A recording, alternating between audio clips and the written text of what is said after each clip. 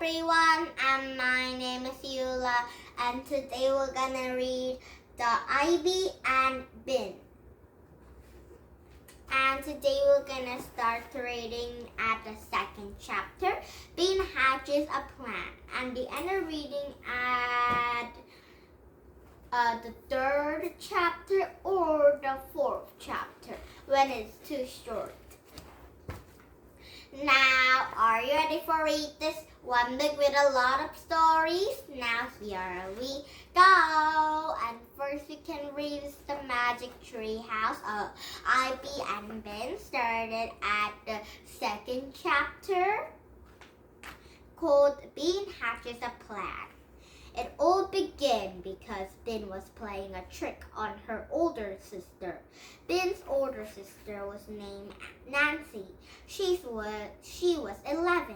Nancy thought Bin was a boogerhead.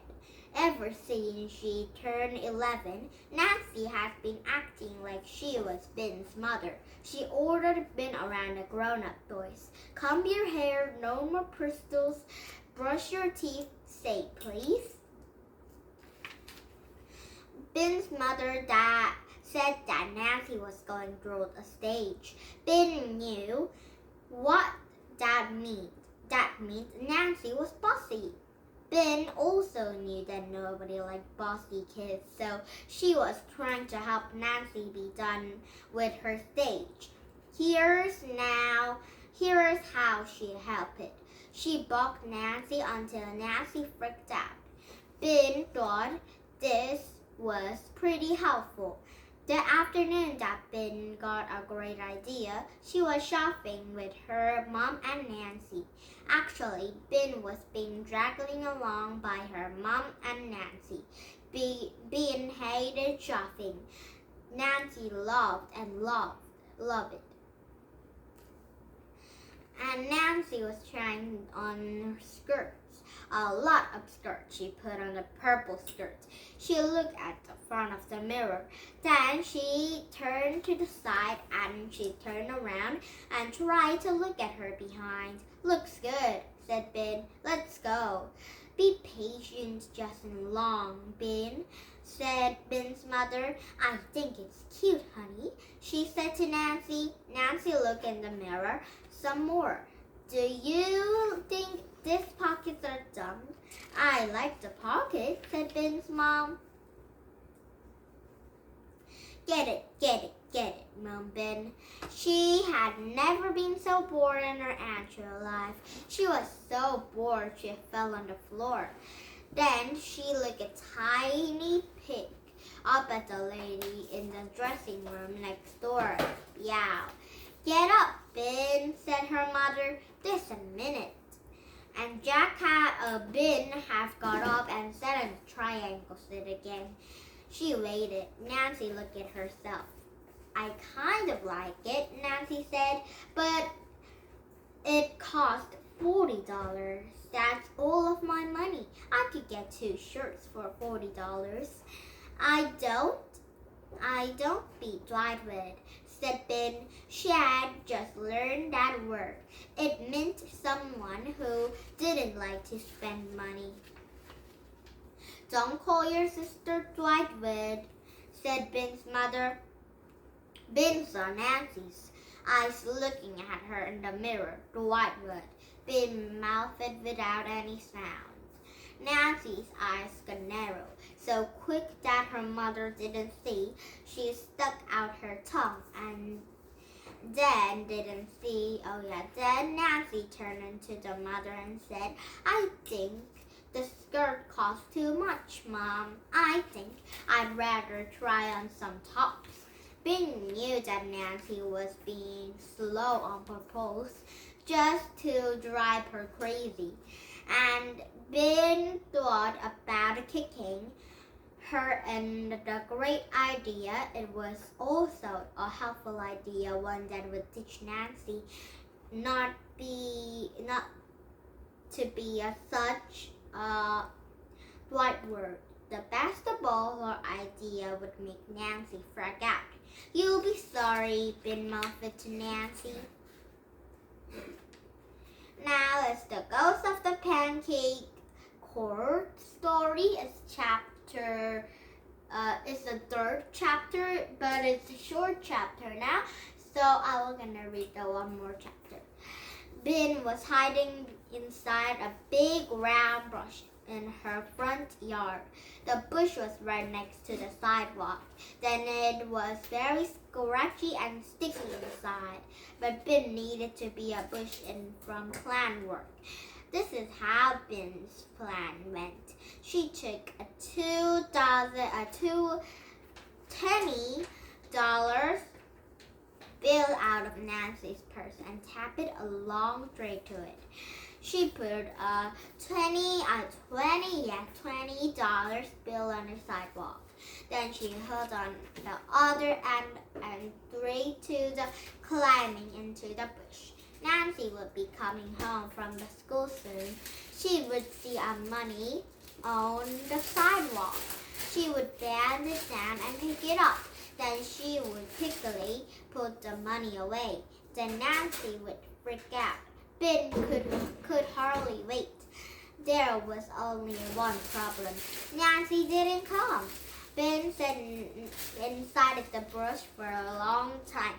A branch poked her arm and the leaves fell down on her shirt. Then she itched. She waited. Nothing happened. It was very quiet. Ben was hardly ever this quiet for this long because there was nothing else to do. She looked at the house across to the street. Really, it wasn't across the street. It was around the street. Ben loved her street. The first reason was a name, Pancake Street. The second reason was that it added to the big circle right in front of Ben's house. Her dad had called it a cul-de-sac. Ben called it cool. If Ben started riding her bicycle at the end of the block and paddle it really, really hard, she could rise around the circle, tiling over to the side, walk like a motorcycle racer. Slam! Then she looked up. She saw Ivy coming to the front porch and popped down to the top step. Then Ben had scored at her. Ivy looked strange. She wasn't wearing a dress today. She was wearing a black bathrobe with loads of little pieces of paper that stuck into it. Weird, thought Ben. And she upgraded some more. Instead of a big book, Ivy was carrying a stick painted gold. Ben made a face. What's a Goonie costume, she thought. What a dork, Ivy said. She didn't do anything. She just sat there by herself. That was another strange thing about Ivy.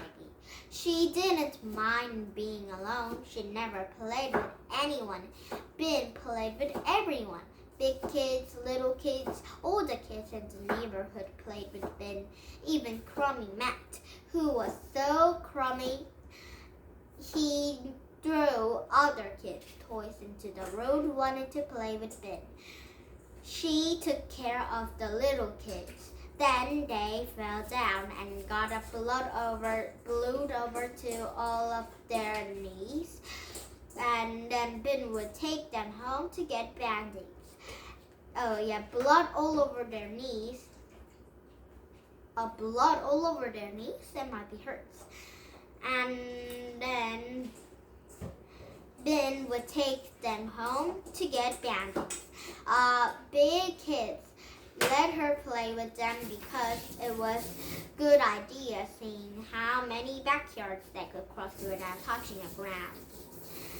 And Ben had loved big groups of kids playing with big games and like pirates or hide and seek. Sometimes Ben wished she were on the operas so she could live in an operation with 100 other kids. Of course, she didn't tell any mother or father that. and Ben had watched Ivy along to the front porch. Wasn't she lonely? Now Ivy was muttering something that Ben half couldn't hear, and Venice began to wave a stick in the air. Ben wouldn't stand it to anyone. What the heck are you doing? Yelped Ben from the inside brush. Ivy looked all around. Ben forgot that Ivy couldn't see her. Dad with a stick? She yelled. Ivy's eyes got big. Who is here? She said, are you a ghost? A ghost! What a great idea. Ben made her voice scratchy and spooky. Yes, she howled. I'm a ghost of the Mr. King Kilop. I lived at your house before and I died there too. Mr. Kilop had actually moved to Anu, but Ben thought it was more interesting to say he had died. I've lived come at you tonight. When you're sleeping, I'll wrap my icy fingers around your neck. Ben, what are you yelling about? Oops, it was Nancy. Oh no, the Nancy. Nancy is yelling, so then Ivy will gonna know it was Ben. Now, next chapter is Ben meets Ivy, but we're gonna read the Ben meets Ivy for tomorrow, okay? Now, did you have fun? You listen English country coming with some this book, but not this story because it might be a fourth chapter tomorrow. Started at fourth chapter, and now the end of reading at fifth chapter or sixth chapter. Okay? Now, bye-bye, everybody, and have a nice day. Bye!